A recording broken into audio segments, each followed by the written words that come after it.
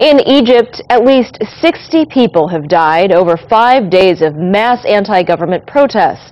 Today, dozens of people gathered in Portland's Pioneer Courthouse Square in a demonstration of solidarity.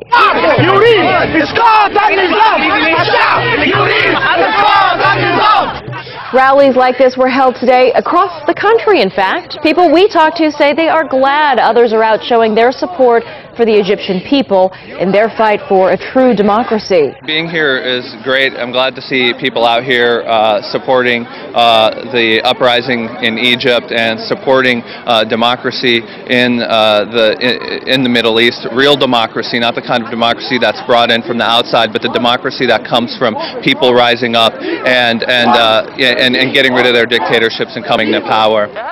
Officials say 2,000 people have been hurt in the uprising in Egypt. Thousands of tourists are in Cairo's main airport trying to get out of the country, but they may have a tough time leaving. Western carriers have already canceled many flights. One British airline headed to Cairo even turned around in mid-flight.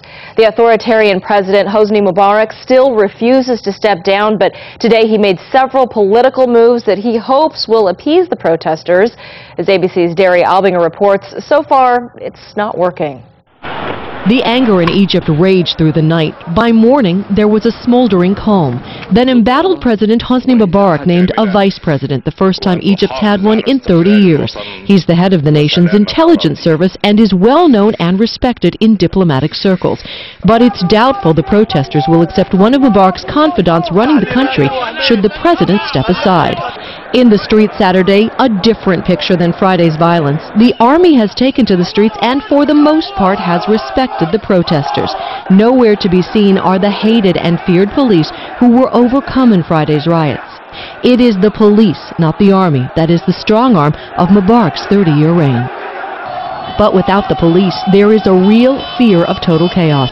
The army has no experience in controlling civil disturbances, and there has been widespread looting by bands of youths.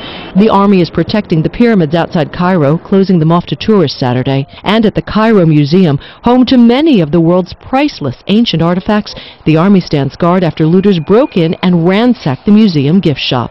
Few people tried to enter the Cairo Museum, but thanks God, there is some Egyptians, real good Egyptians, tried to stop them. In Washington, the U.S. is weaving a path between the Egyptian people and President Mubarak, who is America's closest ally among Arab leaders.